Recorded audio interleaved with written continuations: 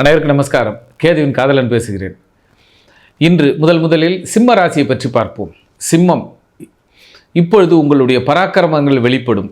அதாவது உங்களுடைய அனுபவங்களும் உங்களுடைய திறமைகளும் அரசு உத்தியோகங்களும் அல்லது உங்களுடைய குழந்தைகள் மீது வைத்திருந்த அபரீதமான எண்ணங்களும் பாசங்களும் நேசங்களும் வெளிப்படும். குழந்தைகளுடைய திறமைகள் வெளிப்படும்.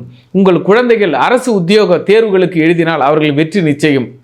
அல்லது இதனால் வரை படிப்பில் மந்தமாக இருந்த குழந்தைகள் இப்பொழுது படுசுட்டியாக மிக சிறப்பாக செயல்படுவார்கள். குழந்தைகளுக்கு தேவையான அல்லது பூர்வீகத்திற்கு தேவையான அல்லது குலதெய்வத்திற்கு கும்பாபிஷேகத்திற்கு ஆக நல்ல காரியங்கள் அத்தனையும் மிக சிறப்பாக செயல்படும்.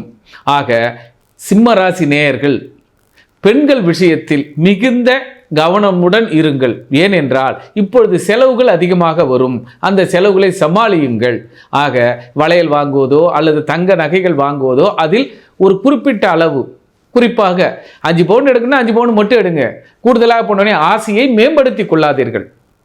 சிம்மம் தன்னுடைய பராக்கிரமத்தை, தன்னுடைய எல்லையை வரையறுத்து கொள்ளும். அதாவது வீட்டில் பாருங்க, இப்போ வீட்டோட அளவு இத்தனை நாள் அளக்காமல் இருக்கலாம், அல்லது கூட்டுப்பட்டாவில் இருக்கலாம், அல்லது இதனால் வரை பட்டாவோ இடமோ வாங்காதவர்கள் கண்டிப்பாக வாங்குவார்கள். அரசாங்க ஊழியர்கள் அல்லது அரசு ஊழியர்களுக்கு, அரசாங்க அடிப்படை ஊழியர்கள், அதாவது இப்படி பேசலாம், அக்ரிமெண்ட்டில் வேலை செய்கிறவங்களுக்கெல்லாம் சிறந்த வாய்ப்புகள். ஸோ சிம்மம் சிறப்பாக தலை நிமிர்ந்து கர்ஜிக்கும்.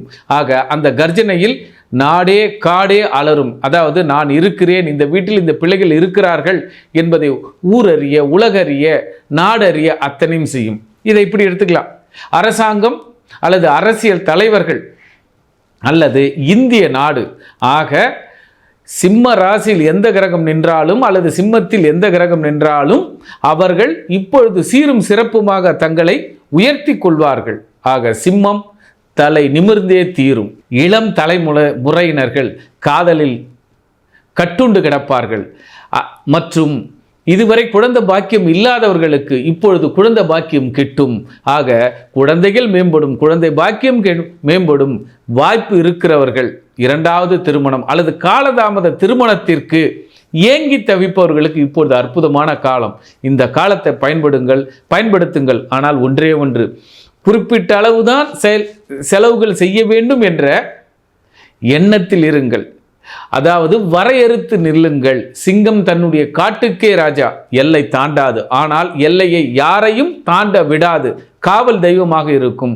ஆக சிம்மம் காவல் தெய்வமாகவும் கரெக்டான ஆபீசராகவும் இப்பொழுது மிளிர்வீர்கள், தெரிவீர்கள். நன்றி, நமஸ்காரம்.